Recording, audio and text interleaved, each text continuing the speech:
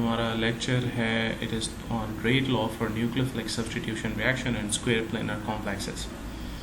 So generally हम ये कहते हैं कि स्क्वायर प्लेनर कॉम्प्लेक्सेस जो होते हैं ये D8 सिस्टम्स में बनते हैं, और D8 सिस्टम की बहुत सारे एग्जांपल्स हैं, लाइक प्लैटिनम 2, प्लाटियम 2, निकल 2 एट्सेट्रा। अगर हम प्लैटिनम 2 की कॉम्प्लेक्सेस की एग्जांपल लें, ठीक है, तो हम ये कहते हैं कि they are the most stable complexes. जो प्लैटिनम 2 है वो most stable square planar complexes बनाता है, और जो काइनेटिक्स ऑफ द लिगेंड है for the ligand substitution reaction in complexes की, वो हमने बहुत ज़्यादा आपको लिटरेचर में भी मिलेगी, यानी हर जगह उसके बारे में बहुत सारी एक्सप्लेनेशंस गिवन है। तो इसको अगर हम आगे देखें तो हम कहते हैं कि जो एसोसिएटिव मैकेनिज्म है of the ligand substitution reaction in square planar complexes of these platinum 2 complexes जो है ना, ये basically two term rate law को फॉलो करते हैं। दैट मीन्स कि rate of these reactions depends on both concentration of reactant square planar complex and the concentration of entire ligand, entering ligand. So हम ये कहते हैं कि जो इनका जो काइनेटिक्स है, ये रेट है, वो किस पर डिपेंड कर रहा है, वो आप कहते हैं सेकंड ऑर्डर काइनेटिक्स को फॉलो करता है कि उसकी जो रेट ऑफ रिएक्शन है वो किसके डायरेक्टली प्रोपोर्शनल है, concentration of the complex square planar complex and the concentration of entering ligand. ठीक है, सो अगर हम इस चीज़ को थोड़ा सा देखें, for example let's take an example of this complex, this is a platinum complex और ये इंटरिंग लिगेंड है। ठीक है, this platinum complex is a square planar complex and this is the entering ligand. So जब entering ligand आता है वो इस X को रिप्लेस करता है। X is a leaving group. ठीक है, तो X जो है वो Y की जगह पर Y जो है वो X की जगह पर आ गया। ठीक है, सो हम इसका अगर हम रेट निकालना चाहें तो हम कहते हैं rate is equal to the concentration of complex and और ये K1 K2 is a rate constant and concentration of the entering ligand। ठीक है, सो अगर हम इसको पूरे उसमें लिखें, इस इक्वेशन के केस में लिखें तो this is the complex complex concentration, these are the rate constants and this is a Y, जहाँ पर या जनरली ये हमारे पास ओवरऑल इक्वेशन आ गई। ये टू टर्म रेट इक्वेशन को हम बेसिकली एक्सप्लेन कैसे करते हैं, जैसे ये हमारे पास K1 K2 जो रेट कांस्टेंट हैं, स्पेशली इनके लिए हम देखेंगे कि जो रिएक्शन 1 है, ये वाला रिएक्शन जो है, जो ऊपर वाला है, ये बेसिकली इट कैन, अब इसको अगर हम टोटली एक्सप्लेन करते हैं तो it proceeds through two paths. Number 1 path is a solvent path. ठीक है, अब सॉल्वेंट पाथ कैसे ये सॉल्वेंट पाथ के थ्रू होता है वो हम देखते हैं। सबसे पहले सॉल्वेंट पाथ जो है ना, उसका A स्टेप है कि जो भी ये स्टेप है basically it's a slow equation reaction. So सबसे पहले आपने सॉल्वेंट यूज़ किया इसके अंदर वाटर, तो सॉल्वेंट एक्सचेंज रिएक्शन होगा, यानी सॉल्वेंट जो है वो X की जगह पर, यानी वाटर जो है वो यहाँ चला जाएगा, सब्स्टिट्यूट हो जाएगा। तो आपने ये देखा कि first step is a K1 और ये सॉल्वेंट यहाँ चला गया, X निकल गया, लीव कर गया, अब यहाँ सॉल्वेंट आ गया, but this is not the final product. ठीक है, and this step is a slow step. In the second step जो एंटरिंग लिगेंड है वो इस वाटर को डिस्प्लेस करेगा, यानी सब्स्टिट्यूट करेगा। ये this is a second step, in fact third step you can say that, तो या थर्ड रिएक्शन। तो ये overall it's a 2 step process. तो पहला स्टेप जो है वो स्लो है, दूसरा स्टेप क्या है, फास्ट है। So second step is a fast step, so it can not be rate determining step. लेकिन on the other hand the reaction को अगर हम देखें तो reaction number 2, this reaction is a slow reaction and it is a rate determining step. So on this basis we can say that कि जो rate equation होनी चाहिए वो ऐसे होनी चाहिए। R1 rate equation of these 2 steps क्या होगी, K1 is a constant concentration of the complex square complex into the concentration of the solvent। ठीक है। सिंस आप ये जानते हैं कि पानी जो है वो सॉल्वेंट है, तो वो एक्सेस में मौजूद है, तो concentration of water it remains constant. So इसकी कंसंट्रेशन कोई फ़र्क नहीं डालेगी रेट ऑफ रिएक्शन पर, क्योंकि ऑलरेडी ये बहुत ज़्यादा है, लिहाजा हम इसको इस इक्वेशन में से निकाल देते हैं।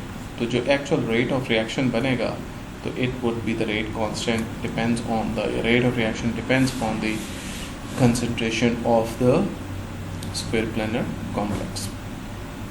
अगर हम इसको इसके मुताबिक it's a first order kinetics को फॉलो कर रहा है। अगर ये दूसरी कंडीशन क्या हो सकती है, दूसरा तरीक़ाकार क्या हो सकता है, वो ये है कि ये 2 स्टेप सॉल्वेंट पाथवे जो है, ये हमने देखा है रिएक्शन 2 और रिएक्शन 3 में हमने देखा है कि सॉल्वेंट पहले एंटर हो रहा है, फिर सॉल्वेंट लीव कर रहा है।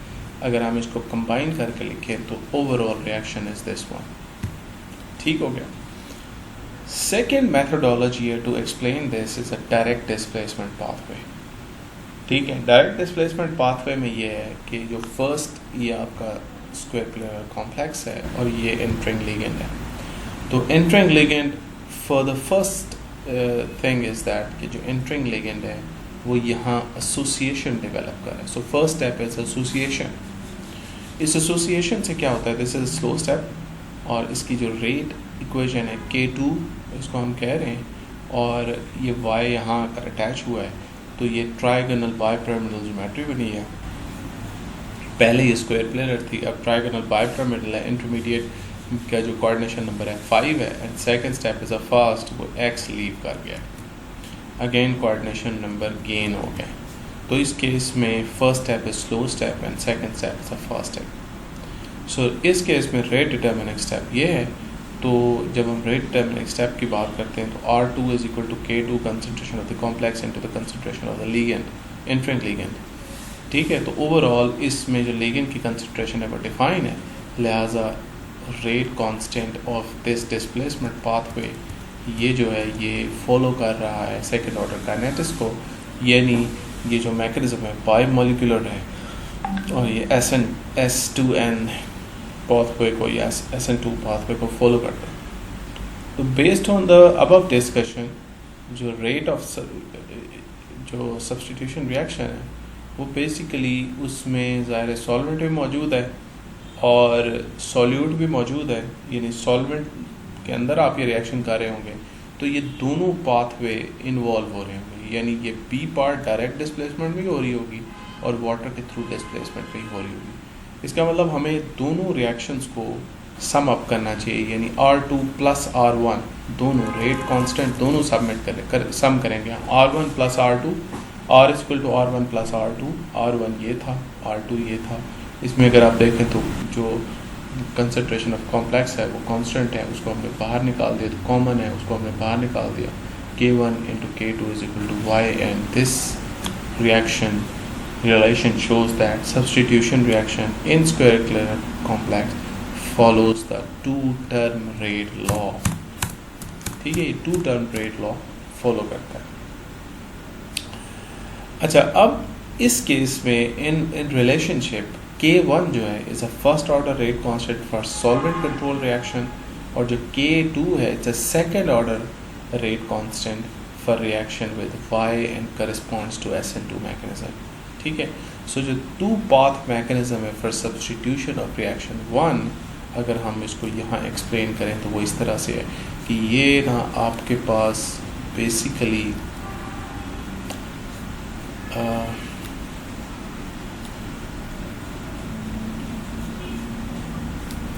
this is the complex, so it's two pathway reaction.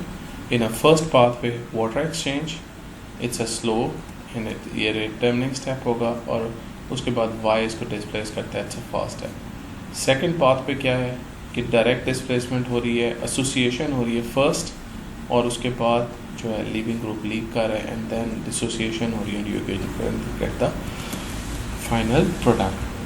So it's a two path mechanism and the rate equation जो है वो इन दोनों का सम अप होगा।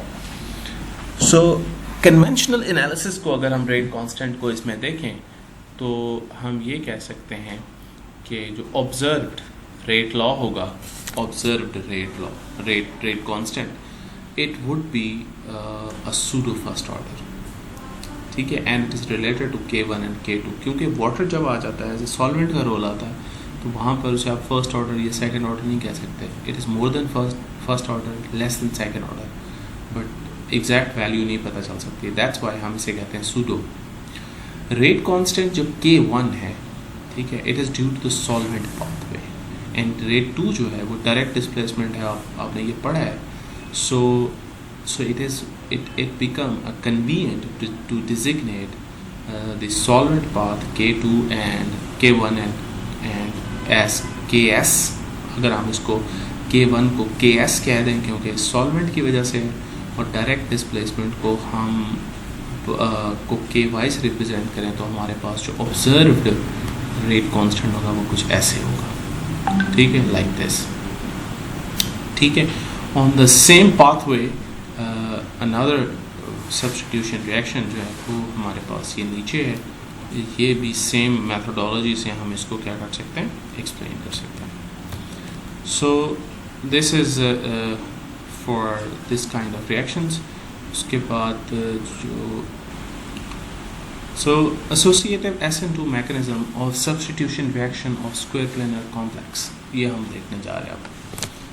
Associative SN2 mechanism जो है किसी भी स्क्वायर प्लानर कॉम्प्लेक्सेस के लिए, उससे हम इस बेसिकली इस एग्जांपल को लेके हम फॉलो करते हैं कि for example M is any metal, A2BX or the attached ligand and square planar complex, and Y is an entering ligand.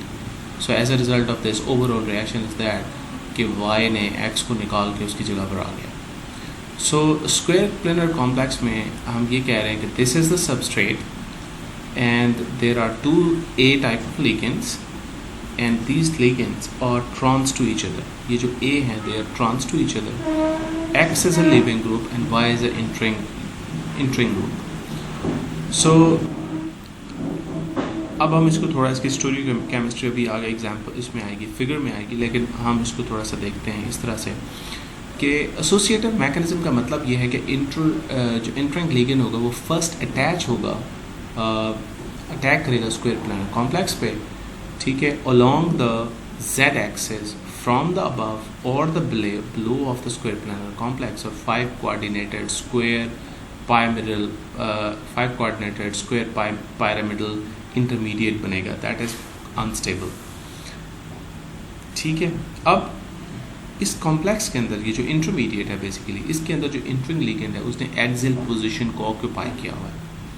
अब जो लीविंग ग्रुप है, नाउ लीविंग ग्रुप आपने ये पढ़ा हुआ है कि उसका जो एंगल है, क्योंकि वो एक्सियल पोजीशन पर है, लिहाजा जो इक्वेटोरियल में जो चीज़ें होंगी उनके साथ उनका एंगल जो होगा वो 90 डिग्री होगा. So repulsion will start playing over here. So that's why this intermediate जो है वो अनस्टेबल है. अब जो जो x मौजूद है लीविंग ग्रुप के तौर पर, वो एडजस्ट करेगा अपनी पोजीशन को और वो वहाँ से लीव आउट करेगा to generate a more stable trigonal bipyramidal intermediate. ठीक है, सो ये अपने आप को रीएडजस्ट कर रहा है, अपनी पोजीशन को रीएडजस्ट कर रहा है, जनरेट कर रहा है ऐसी स्टेबल फॉर्मेशन में, और जो नया geometry I it's trigonal bipyramidal intermediate, उसमें एक्स वाई एंड बी जो है वो इक्वेटोरियल ट्राइगोनल प्लेन में होंगे और 2A लिगेंड जो होंगे वो एक्सियल पोजीशन पर चले जाएंगे. सो ये शिफ्टिंग हो जाएगी. अब ट्राइगोनल बाइपिरामिडल इंटरमीडिएट जो है अपने आप को दोबारा रीअरेंज करेगा to another square pyramidal intermediate in which living group जो होगा वो occupy करेगा कौन सी पोजीशन को, axial पोजीशन को, और living group finally depart कर जाएगा and you are going to get a final stable product. ठीक है, तो इसको ना, अच्छा, इस पूरे प्रोसेस के दौरान it can be noted, it may be noted that जो दो ligands हैं, जो ट्रांसपोजिशन है ओरिजिनल स्क्वायर प्लानर कॉम्प्लेक्सेस में, ठीक है, तो to each other in original square planar जो हमारे पास AB2X है, ठीक है, उस स्क्वायर प्लानर कह रहे हैं ना, और ये हो सकता है कि वो आखिर में भी ट्रांस ही रहे. ठीक है, यानी दोनों एक्सियल पोजीशन पर ही A एक्सियल पर भी रहे, जैसे पहले ट्रांस पोजीशन में थे वैसे ट्रांस पर रहे. ठीक है, ओके. अब लेट्स सी, यहाँ हम इसे एक्सप्लेन करते हैं. So we know that this is a square planar complex and these two A are trans to each other. अब Y आ रहा है, जो Y है एंटरिंग लिगेंड वो इधर इस पोजीशन पर आएगा, या यहाँ से अटैक करेगा या यहाँ से अटैक करेगा. सो बेसिकली इसने से यहाँ से अटैक किया, एक्सियल पोजीशन पर अटैच हो गया. This is intermediate and square pyramidal intermediate बन रहा है. This is a square pyramidal because these will be attached over here, तो ये एक pyramid टाइप बन जाएगा. After that this is unstable. वजह क्या अनस्टेबल? क्योंकि ये जो है ना, ये हर तरफ इसका जो एंगल है वो 90 डिग्री है, तो दिस इज़ अनस्टेबल. सो इसको स्टेबलाइज करना है. सो ये रीअरेंज करेगा और विद दिस रीअरेंजमेंट जो दोनों ए हैं वो एक्सियल पोजीशन पर चले जाएंगे और जो बाकी हैं वो सारे इक्वेटोरियल पर आ जाएंगे और आपके पास जो ज्योमेट्री जनरेट होगी वो ट्राइगोनल बाइपिरामिडल इंटरमीडिएट होगा. This is quite stable. ठीक है, दिस इज़ क्वाइट स्टेबल. क्योंकि इस केस में प्रॉब्लम ये भी है कि ये जो स्क्वायर प्लेनर है इनके दरमियान भी एंगल यही है. तो यहाँ क्या हुआ, यहाँ एंगल चेंज हुआ. This one is 90 but they all are, इस केस में ये कितने होंगे, ये हमारे पास 90 डिग्री होगा, सॉरी 120 डिग्री होगा. दिस वन इज़ 120 डिग्री, वहाँ सारे 90 के थे. अच्छा, अब ट्राइगोनल बाइपिरामिडल में अब x ने लीव करना है. सो x विल लीव.